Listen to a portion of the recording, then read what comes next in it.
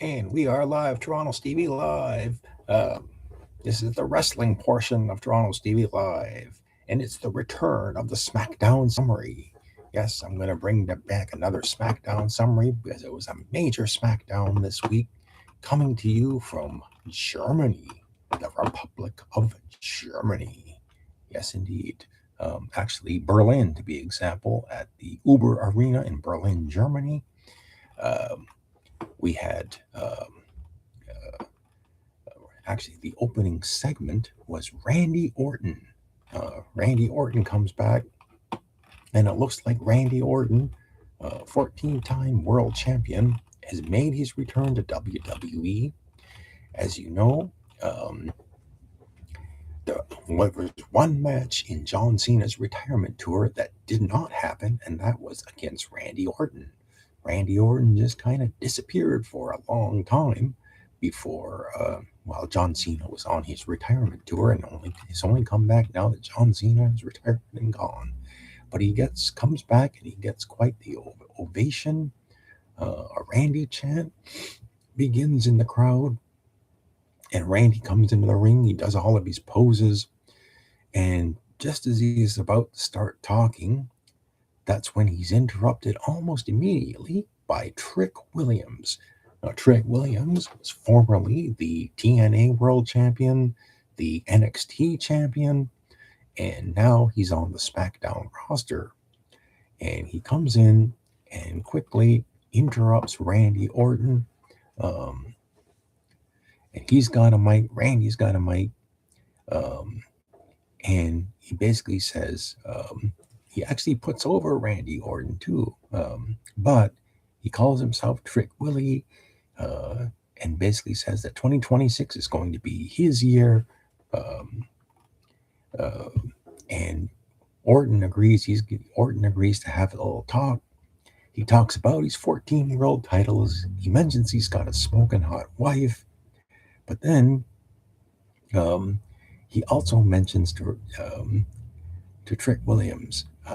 He warns him, don't interrupt him again. And Williams puts over Randy as one of the greatest champions. But he basically, Randy basically says he's going to let this thing slide.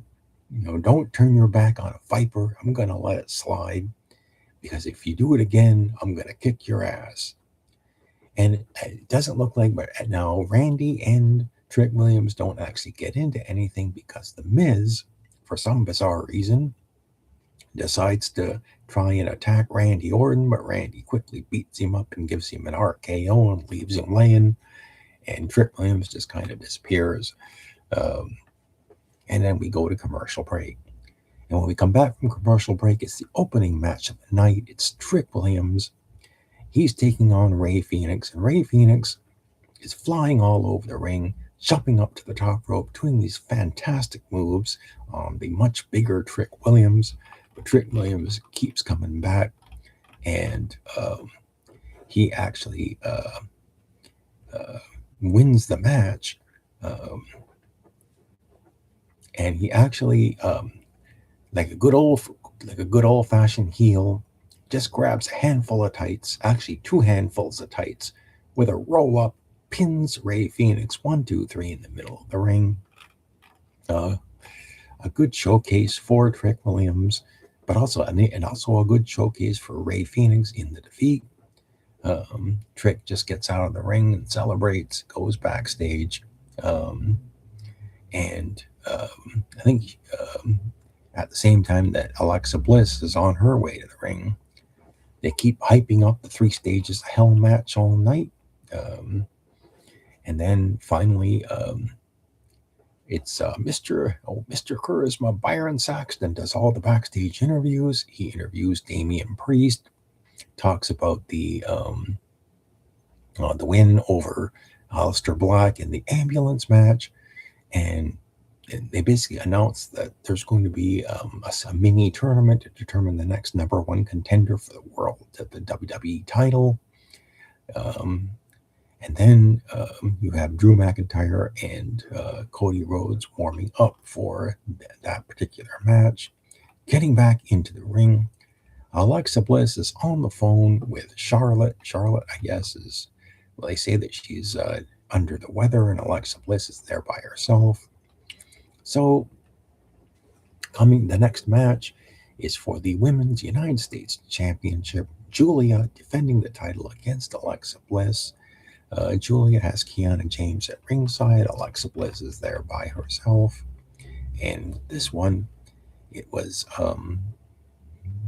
the champion retaining the title when behind the referee's back, Lash Legend got a cheap shot on Alexa Bliss, allowing Julia to hit the lights out bomb, the Northern Lights bomb, and pin Alexa Bliss and retain the title. Afterwards, Nia Jax and Lash Legend get in the ring and beat up Alexa Bliss. Meanwhile, backstage, you have SmackDown General Manager Nick Aldis officially welcoming former TNA Women's Champion and NXT star Jordynne Grace. Is now a member of the SmackDown roster. She's interrupted by Chelsea Green and Alba Fire. And it looks like this will be Jordynne Grace's first match. Byron Saxton is interviewing Matt Cardona. Matt Cardona walks down and there's a brief interaction with Cody Rhodes. Coming back from the commercial break, there's a video package of the Wyatt Six heading into an 8-man tag team match. It's the Wyatt Six versus the MFTs. You had Uncle Howdy, Dexter Loomis, Joe Gacy, and Eric Rowan taking on Solo Sikoa, Tama Tonga,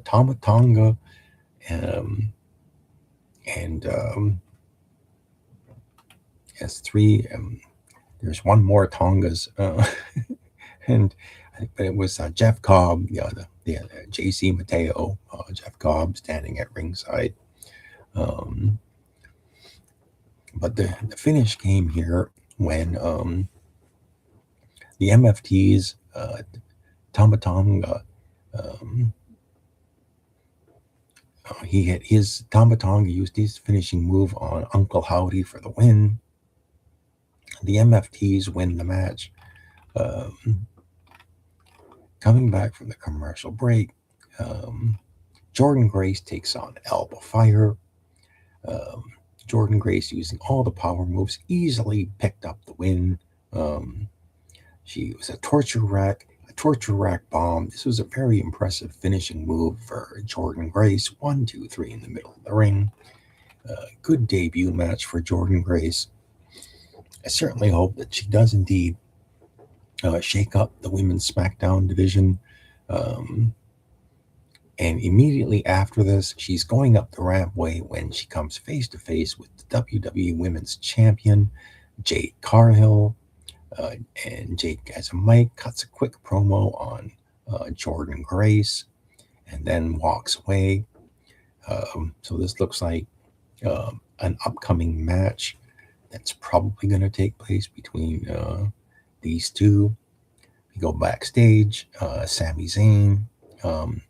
He actually admits that he hopes that Drew McIntyre wins the WWE Championship because of this mini tournament. Sami Zayn will be in this tournament to determine the next #1 contender. There was a quick segment where Nathan Frazier thinks he's talking to his friend Axiom, but Axiom attacks him, takes off the mask, and it's actually Johnny Gargano.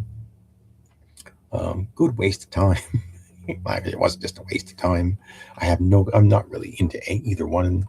I think Johnny Gargano's time's come and gone. So we get United States Open Challenge. This was a very good match. Carmelo Hayes taking on Shinsuke Nakamura. The crowd was really into both of these guys, particularly Shinsuke. Shinsuke put up a great fight. Looked like he attacked one of Carmelo's legs, and Carmelo had to work the match basically on one leg.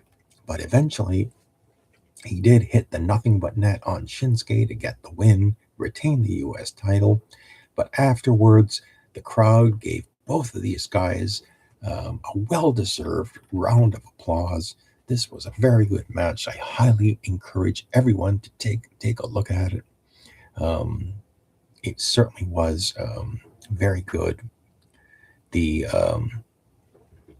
So now Nick Aldis, the SmackDown general manager, basically announces the Fatal 4-Way match. There'll be a Fatal 4-Way to determine the next #1 contender for the WWE title at the Royal Rumble. But you have to qualify for it. So on next week's SmackDown, Randy Orton will take on The Miz, Damian Priest will take on Solo Sikoa, Matt Cardona will take on Trick Williams, and Sami Zayn will take on Ilya Dragunov. Now, of all of these matches, who's going to win, who's going to qualify, and who's going to win? Of all of these people to take on Drew take on the WWE champion. I don't want to spoil it. Who's going to win? I'm just going to take a look at who am I going to pick? Who am I going to pick? Who am I going to pick? Well, sentimental favorite. I will pick Sami Zayn. Sami Zayn will win this. Sami Zayn will beat Ilya Dragunov, and he will win the Fatal 4-Way. So we get a video package of the 3 Stages of Hell match, and then the main event, 3 Stages of Hell. The opening match, first match of the 3 Stages of Hell is just a straight up one-on-one wrestling match.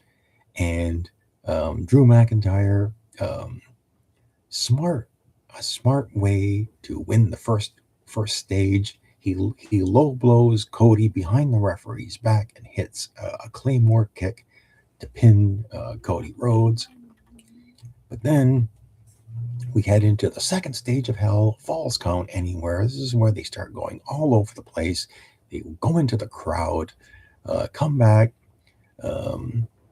This was a great no disqualification Falls Count Anywhere match.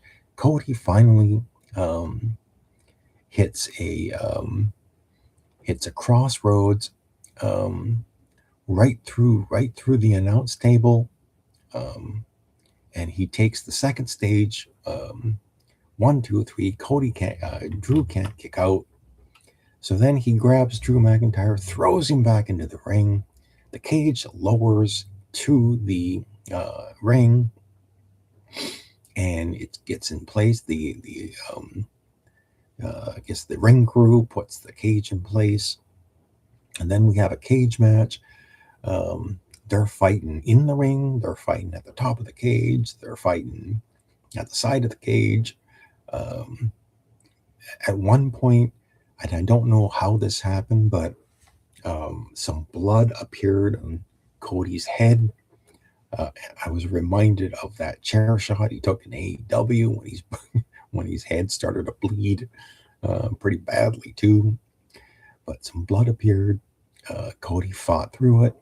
And this one kept going back and forth. Drew kept trying to get out of the cage, but Cody would bring him back into the cage. Cody hit another crossroads, but Drew kicked out. And then finally, Drew once again was going towards the door. I think it was Lil Nate. Charles Robinson opened the door, and Drew was about to get out when a masked man in a hoodie basically stood there and unmasked himself. It was Jacob Fatu. Drew McIntyre then crawled back into the cage, and Jacob got into the cage and then started beating up on Drew McIntyre. The commentators were saying that Jacob probably believes that it was Drew McIntyre who attacked him and put him out for a little while. This made perfect sense. if I was saying, if Jacob Fatu honestly believes that Drew McIntyre attacked him, it makes sense for him to attack Drew McIntyre and stop him from winning this match. Made perfect sense. However, what happened next did not make any sense at all, because then Cody, for some bizarre reason, was trying to stop Jacob from attacking Drew. So Jacob decided to attack Cody Rhodes, and that allowed Drew McIntyre to basically get up, go over to the cage door, and crawl out of the cage door and win the match and win the WWE title. This made absolutely no sense whatsoever.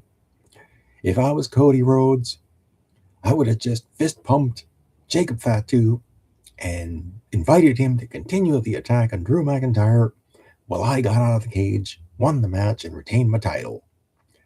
That would have been me. But for some reason, Drew McIntyre wins the match, crawls out, wins the match. They give him the undisputed WWE title belt. Meanwhile, inside, Cody comes back, attacks Jacob Fatu, and then just watches as Drew celebrates. Well, that was Smackdown. I don't know what to say. But what did you think if you watched this? Did you like it? Well, let me know what you think of Smackdown. This was the Smackdown Summary. Like and subscribe. If you want to see more wrestling content, like and subscribe. Thank you very much for watching, and I am out of here, everybody.